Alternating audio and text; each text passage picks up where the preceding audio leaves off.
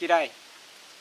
Today I'm just having a look at Gary Wine's Hunter knife. Now this is a pretty upmarket blade, certainly one of the most upmarket blades I've carried and used for a long time. But I tell you what, I've been putting this thing through the mill since Gary dropped it off with me about at least 6 months ago. I promised him it would not be as pretty and shiny as it was when he first gave it to me by the time I finished with it. And I've been carrying this tool now for a good 6 months, as I said. I've put it through everything that I would require of a knife to be able to do for me, including smacking sparks off the back of it with rock. I don't know if you can see the damage I've probably done to that. Now, that's held up. This thing is really well designed, really good steel, holds a good edge, simple to sharpen because it's high carbon 01 steel, so it holds a nice sharp edge, and as I said, simple to put an edge back onto it.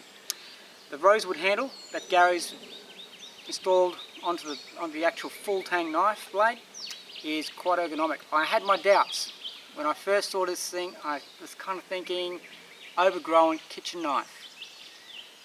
With that attitude in mind, I sort of put this knife through some rigorous exposure to the bush out here, but I have to admit it's actually held up. So Gary, mate, I probably owe you an apology on that front. Now Gary's motto is just on the front there. I don't know if you can still see that, but that's just to give you an idea that this was almost like when he first gave it to me I thought it was a stainless steel blade. It was that shiny, but it's since tarnished up quite a lot. Now the blade itself, very good ergonomic design. I have done everything from build friction fire sets, forage with this thing. We've butchered and skinned animals with it, and believe it or not, held this way, this blade is actually quite a good skinning tool, despite having quite an acute cutting edge on this portion here. So, but with a bit of extra patience, a bit of extra time, this skins really well. It's a good length, it's a good size, it's not overly heavy, and it's a good 4mm thick in terms of blade and quality. So it's a good quality blade that's not going to wear out anytime soon. Now, Gary also provides a good quality leather sheath with the knife. The ferrocium rod is BYO, however, he's gone ahead and followed the normal European type fashion of installing the loop on the back that you can accommodate your fire steel with.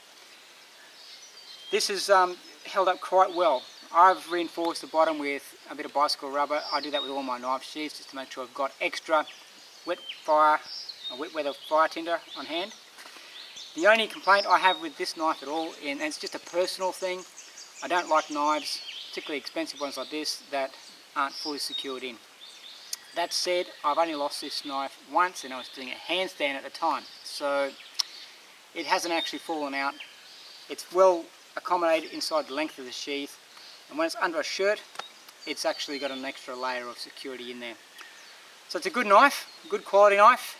If you're after a blade that's going to serve you lifelong, this is the type of blade you're going for. You're going to pay for the quality. Gary gets his manufactured in Sheffield, the UK. And with that Sheffield reputation comes the quality of a good tool that is, as I said, lifelong in terms of service potential for you. Now I've been pretty harsh on it in terms of sharpening and everything, and it has really held up to the job. So well done to Mr. Gary Wines. Look him up. I'll put the website down there for you. And in Australia, the person importing these at the moment is Dennis from Survival Supplies Australia. I'll put that website down there for you as well. They're not cheap, but if you want good quality that's going to serve you well, you don't pay for cheap knives. So you get what you pay for. And I'd certainly endorse this knife to date as a good quality, lifelong service knife. So have a look, see what you think, and appreciate your comments. Thanks guys, cheers.